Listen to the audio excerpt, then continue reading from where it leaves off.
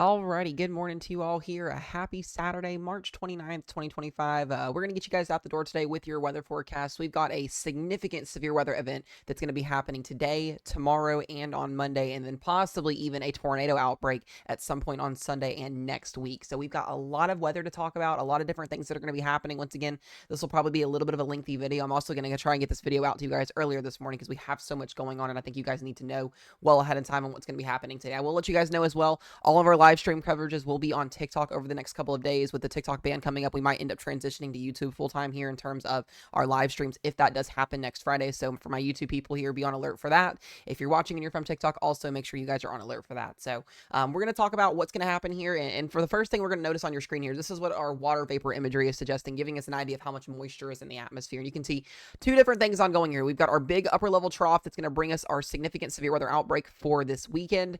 You can see kind of a dry line setup already setting up here for the severe risk zone that's going to be at play for today from Texas all the way up to Iowa and Illinois. Big, strong upper level low there that is moving off to the north. There will be some winter weather component to this up here in farther and extreme portions of the northern high plains and Midwest and up towards Canada. We'll talk about that here again in just a few minutes as well. And then we've also got a low end tornado risk down here in the portions of East Texas, Louisiana, and southern Mississippi, again for the leftover remnants of this surface low that's moving through as well. There will be some showers and some storms across majority of the southeast and Ohio Valley today. It's going to be kind of one of those dreary, cloudy days before tomorrow gets here and we get a full-blown severe weather outbreak. So a lot of things to kind of get to on that point.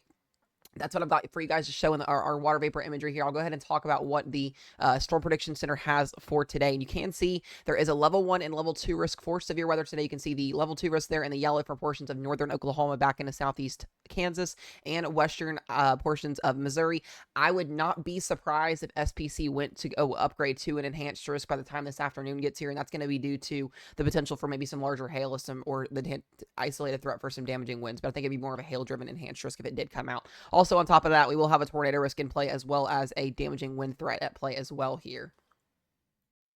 All right, and we also will have the threat for isolated tornadoes and some wind down here in portions of Louisiana and southwestern Mississippi. You can see that marginal shade of color down there. That was actually added this morning from the Storm Prediction Center. This is the tornado risk for today. We've got a 2% down there as well as in the Mississippi, far extreme southeast Texas, and Louisiana. That's basically along the Interstate 10 corridor there from Houston all the way to Lake Charles, through Lafayette, and into portions of New Orleans and up towards Hattiesburg. And then we've also got a 2% tornado risk, a conditional 2% tornado risk now in effect for Oklahoma City all the way up here into Wichita, back into Kansas City, Missouri there. So western Missouri, East Kansas, and northern and central Oklahoma now in that tornado risk. We've got a wind threat as well, 15% in the yellow of chance of seeing, 15% chance of seeing winds up to 60 to 70 miles per hour, and a 5% there in both areas for Louisiana and up into the central high plains there as well for wind up to 60 miles per hour. And then we do have a 5% hail threat there for 1 to 2 inch diameter hail in the maroon, and then a 15 hatched hail threat for hail over 2 inches in diameter in that hatched region. Outside of that hatched region, 1 to 2 inch diameter hail for you guys. So we'll kind of talk about what the timing of this could be here really quick and briefly.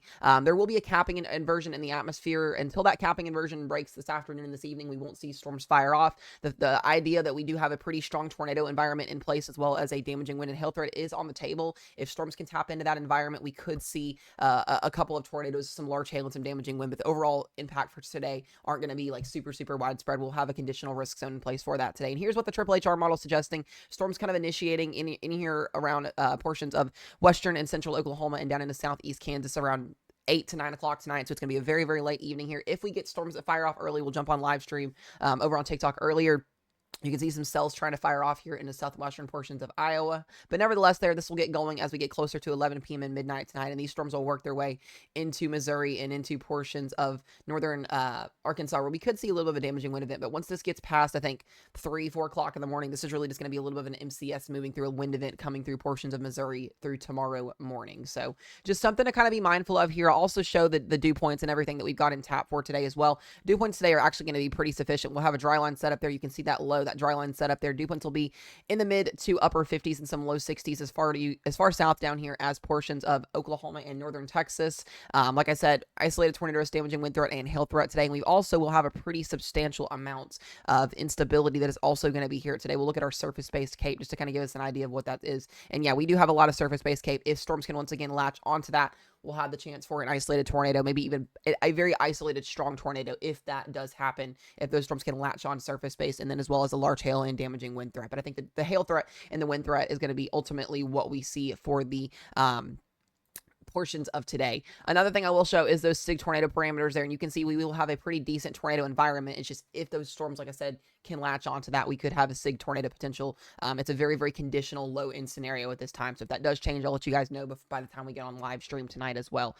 Now, I do want to talk about as well what's going to be happening over the next couple of days, and we've got tomorrow. Tomorrow is what has the potential to be a significant severe weather outbreak across many, many states. There's like 60 to 90 million people that are in today and tomorrow that are in tomorrow and Monday's risk zone. Tomorrow is just the beginning of a severe weather event that we're going to see. We're going to see severe weather tomorrow. We're going to see severe weather on Monday, and then possibly even potential for a tornado outbreak going into next Wednesday. And that's a little bit far away out. We'll talk about that here again in just a minute. But it is just going to be extremely, extremely active, guys, going into the next really 5 to 10 days. I expect that to be a big thing. We're going to be probably live every day covering some type of outbreak or some type of severe weather episode. So this is what we have here. The Storm Prediction Center has noted a moderate risk zone that could be upgraded somewhere in the center of this enhanced risk. It could be this afternoon. It could be tomorrow. It may not happen. But they have indicated at the bottom of their statement today saying that a moderate risk is considered going through the next couple of outlooks. So if that moderate risk does come out, it would more than likely be for wind or for hail. Could be for a 15% hatch tornado risk. We're not going to speculate on that too much, but that will be something that is on the table. So somewhere in that center enhanced risk there, we probably will get a level 4 upgrade at some point. It's just how it's been, trending at least over the last couple of days here. So we do have a level 3 enhanced risk here for portions of the Ohio Valley, pretty much all of the Ohio Valley. You've got Illinois, Indiana, Ohio, Kentucky, Eastern Missouri, Arkansas, Tennessee, Northern Mississippi, Northern Alabama, and Northern Louisiana here in that level 3 enhanced risk. And this is going to be for the threat of strong EF2 plus tornadoes, maybe even a long track tornado possibly in here. And I'm going to be really more concerned about that Eastern Missouri, Kentucky, Illinois, Indiana corridor. We've seen the models really start to spit that out. So something that we really need to watch there. But nevertheless, if you're in that level 3 risk, large hail up to 2, maybe even 3 inches in diameter, it could be possible with that hatched region that we're going to see there. We do have that hatched tail risk, that 30% hatch and a 15% hatch down into Texas. We also have a hatched wind risk, meaning we could see wind up to 75 plus miles per hour, maybe even up to 80, maybe higher than that in some areas. And then we do have that 10% hatched tornado risk as well, as a lot of highly populated areas in that violent tornado risk for today. Another thing I want to note as well here, 5% tornado risk outside of that for for low-end tornadoes, and a 2% outside of that, basically from southern Michigan all the way down to the Gulf Coast here. Wind threat outside of that hatched region, the 15 yellow and the 5% maroon there for winds up to 60 to 70, and then 1 to 2 inch diameter hail for anybody outside those hatched regions in the yellow and the maroon there. So a significant severe weather outbreak at tap for tomorrow. We will be live doing wall-to-wall coverage for this event tomorrow into Sunday night and into Monday. So do head over to TikTok if you guys are in these risk zones. I'll just kind of name some of the cities that are in those higher risk zones: Indianapolis, Indiana; Memphis, Tennessee; Nashville, Tennessee; St. Louis, Missouri; Cincinnati, Ohio; Chicago; Detroit; Columbus; Cleveland; Pittsburgh; Houston; Dallas; Austin; Fort Worth; Milwaukee, Wisconsin. So we've got a lot of people, guys, and you need to have a way to get alerts on your phones. You need to have a way to get somewhere safe if you get a tornado warning, if you get a severe thunderstorm warning. I cannot stress that enough when it comes to the event that's going to be unfolding this weekend. Now we go into Monday's forecast, and this is going to have to go somewhere. As I mentioned, we do have a level 2 and level 1 marginal risk and slight risk out for Monday. The same storm system is going to continue working through the overnight hours Sunday into Monday morning and through Monday afternoon, and we will have a reinitiation of some storms. If SPC seeds need fit, they could issue some type of level 3 enhanced risk, and I do think that is definitely on the table going into Monday afternoon. If we do see more discrete supercells and more than just a line, if a damaging wind threat increases or a tornado threat increases or a hail threat increases, they could go level 3 with this. So I definitely think the Carolinas down into the far extreme southern portions of the deep south here need to be watching out, especially for that. But nevertheless, severe weather basically as far as almost the Canada line, and far as Massachusetts and Maine, almost getting down all the way into the Gulf. So lots of severe weather. We'll have probabilities in tomorrow's video and in tomorrow's outlook for this event, but just something to be mindful of. And then once this system is done and over with, guys, we're going to have another risk zone as we go into next week. This is for another system coming in. Storm Prediction Center already highlighting a day 4 outlook for Iowa, Missouri, northern Kansas, and southeastern portions of Nebraska here. This is a day 4, level 2 out of 5 slight risk here for all modes of severe weather once again. And then after that, we don't have much information on this yet because it is on the day 4 outlook. We have a day 5, guys, and the Storm Prediction Center has upgraded Kentucky, Illinois, Indiana, Missouri, Arkansas, Tennessee, and northern Mississippi to another level 3 enhanced risk after we're already in this again on today for tomorrow. So we have a slight risk and a level 3 enhanced risk. This is something that I'm very much concerned about. I think Wednesday's risk zone on pen and paper right now do have a chance to go potentially tornado outbreak. And the reason why that is we're going to have a little bit more instability, some higher dew points, maybe even some better lapse rates, and even some higher shear values than what we're seeing with this weekend's event. So if you are in that orange enhanced region or that slight risk, you need to be very, very much paying attention to next week. I think a multi-day severe weather outbreak is going to be possible next Wednesday, next Thursday, next Friday.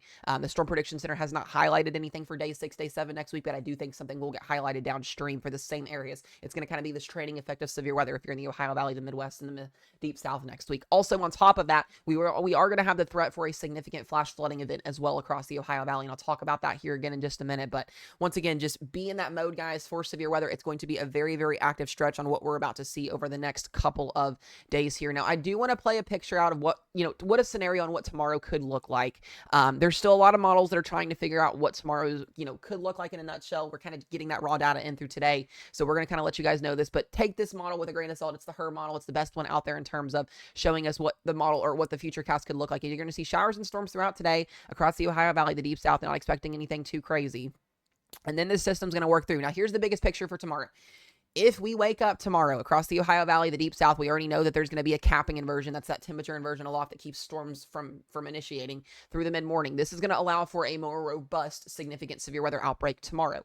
If there's some showers that linger around in some areas, could allow for some diurnal surface heating issues. We could see, just kind of a lag in some things. But we are going to have an ongoing MCS. It looks like it's going to be moving through Missouri into portions of Illinois and into portions of Indiana as we go through the early morning hours. And then that's going to basically fall apart and clear out. And we're going to open the door for a very warm, open, moist sector that could lead the threat for a couple supercells, some large hail, some damaging winds, a couple strong tornadoes, and eventually this is going to grow upscale into a squall line. And I'll show you the recent model run here because this is our new HER that's coming in currently.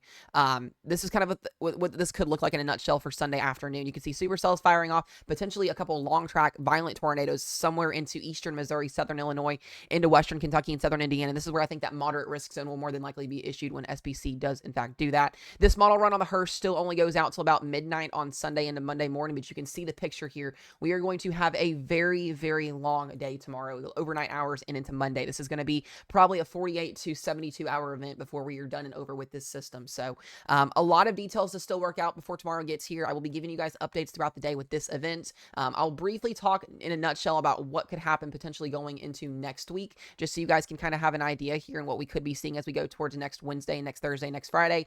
So this storm system is going to move out. There will be the threat for some significant ice and some snow up here near portions of northern Wisconsin, northern and central Minnesota, up here along the UP Michigan area. So do be mindful if you get ice or any type of snow. Don't drive around those areas. Clearly, you guys know that.